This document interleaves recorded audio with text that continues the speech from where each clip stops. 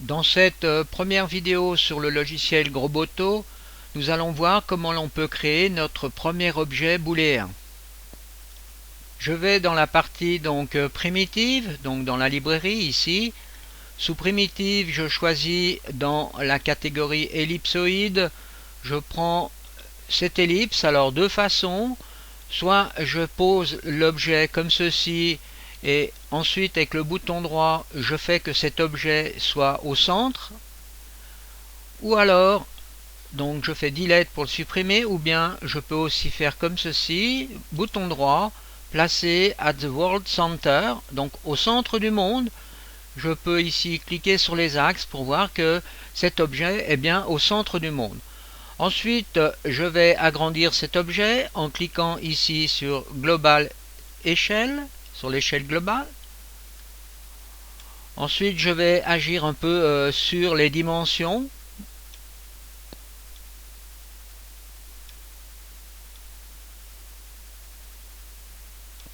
Là, en agissant ici sur la caméra, donc je vois l'objet que je viens de créer. Je continue maintenant en cliquant sur cet objet avec le bouton droit et je vais aller faire un duplicate de cet objet à la même place. Ensuite, j'agis donc sur les propriétés de ce nouvel objet qui est dupliqué.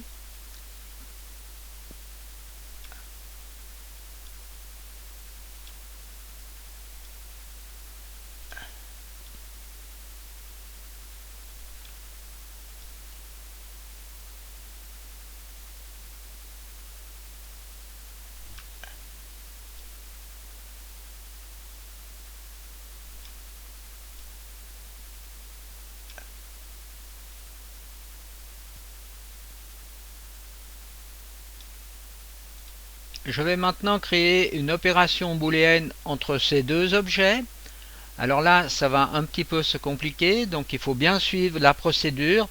La première chose, je clique ici sur le bouton Select et je sélectionne les deux objets.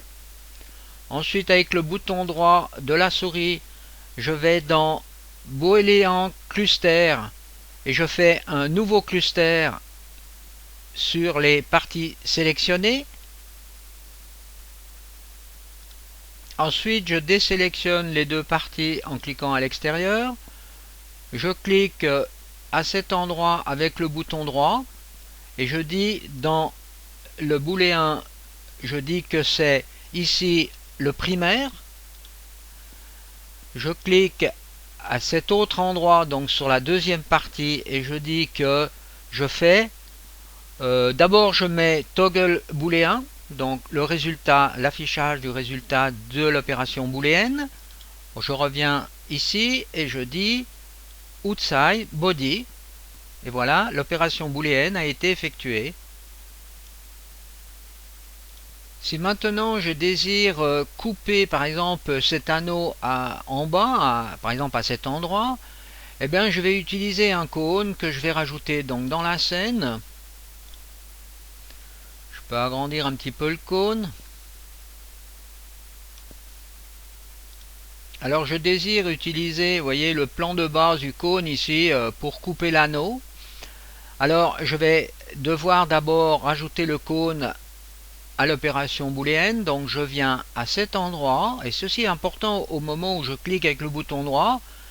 Alors c'est bien sur l'anneau. Ensuite je vais dans booléen role, plus exactement dans booléen cluster, et je fais add selected to clicked, donc je rajoute cette partie à l'opération booléenne.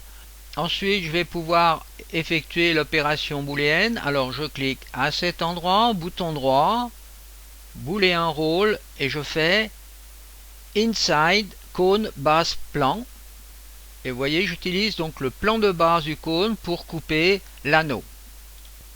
Alors maintenant cela devient extrêmement intéressant dans ce logiciel. On va pouvoir éditer les opérations booléennes. Alors première chose, je vais ici dans Windows et je fais Modeling Tool. Donc là j'ai une petite fenêtre de modélisation. Je vais dans la partie booléenne. Et maintenant il va falloir que j'appelle l'édition. Alors je clique avec le bouton droit et je fais activer l'éditeur de booléen. À ce moment-là, vous voyez donc tous les objets booléens que l'on a utilisés, donc le cône et donc les deux objets elliptoïdes qu'on a utilisés au départ, on les retrouve ici avec les différents noms. Alors on peut prendre par exemple ici, on peut sélectionner le cône et on peut déjà commencer par faire un déplacement du cône. Alors je vais déplacer par exemple comme ceci, vous voyez, donc on peut donc situer la zone de découpe avec précision et on peut faire la même chose sur les autres parties, donc en agissant de nouveau sur, vous voyez, les paramètres de l'objet booléen. Alors ça commence à devenir extrêmement intéressant parce qu'on peut vraiment modéliser une forme qui nous convient. Ensuite, on peut désélectionner l'éditeur.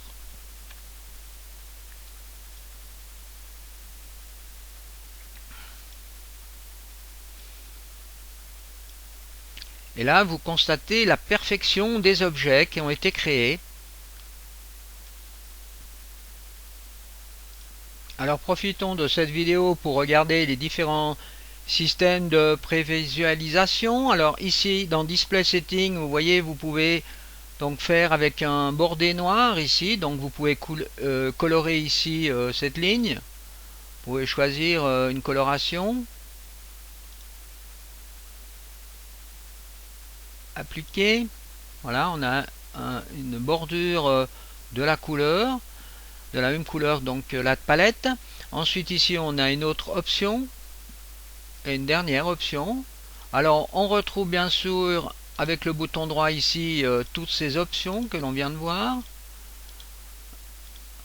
Et ensuite on peut ici choisir, vous voyez, en mode wireframe et faire un refresh Unity Preview. Alors là vous voyez donc le maillage qui a été effectué, qui est assez dense. Ensuite vous pouvez faire Exit pour revenir sur l'original. Donc là on a plusieurs possibilités.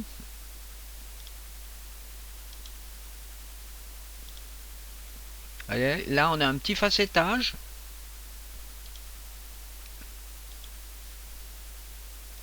Si l'on désire agir sur la source de lumière, eh bien on va dans ce menu ici, on clique sur cet onglet.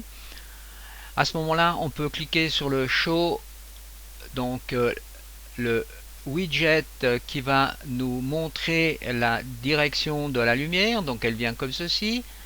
Alors on peut aussi la bouger en utilisant l'icône sélection. On sélectionne donc la source de lumière. Ensuite on peut donc faire une rotation, vous voyez, de la source de lumière.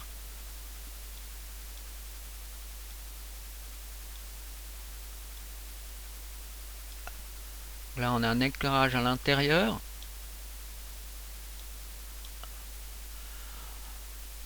On peut aussi donc bien sûr changer la couleur ici. Alors on peut changer la couleur de la lumière. Alors je mets un petit jaune, je fais OK, je fais Preview. Là on voit tout de suite l'effet. Alors on accepte ou pas. On a aussi la couleur de l'ombre. Alors je reviens ici sur un blanc. Alors pour mieux voir la couleur donc de l'ombre ici, eh bien j'ai rajouté donc ce plan pour avoir une ombre portée ici. Alors vous voyez, on peut agir ici sur l'opacité en faisant un preview. Donc vous voyez, l'ombre est très noire. Et elle est aussi en fonction de ici de la couleur de la lumière. Vous voyez, elle est légèrement jaune, je dirais. Et là, on peut donc, vous voyez, faire un preview. Voilà. Donc on peut agir avec ces paramètres pour obtenir le résultat escompté. On a aussi ici la température de couleur.